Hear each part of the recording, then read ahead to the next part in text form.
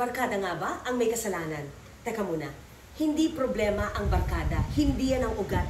Mas malalim kesa barkada lang. Pag napaniwara, pag nalihis ng landas, ang dali nating sabihin, barkada kasi, masamang impluensya kasi. Number one, tandaan mo, pamilya ang una nilang eskwelahan.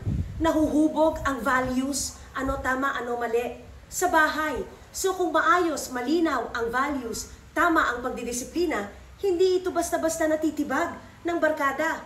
Pangalawa, may genes na namamana, may environment. E di papasok na naman ang pamilya, ang community, ang paaralan. O, hindi lang naman barkada yon. Huwag tayo masyadong mabilis husgahan ng barkada.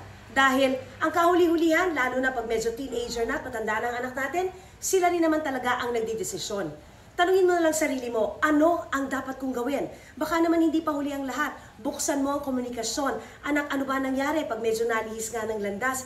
Tignan mo na lang kung anong ugat. Saan ba tayo nagkamali? Meron tayong ambag doon. Kung absent tayo, abay, it's time to be present now. Anak, anong problema? Andito ako. Pakikinggan kita. Pwede ka pa gumabay, pwede ka pa sumuporta, pagmamahal, ibigay mo. Kasi baka kinapos din tayo doon. Masyado tayo mabilis manisi eh. Walang paninisi, walang pagkokontrol, pagmamahal, at open communication ang pairalin mo. Think about that.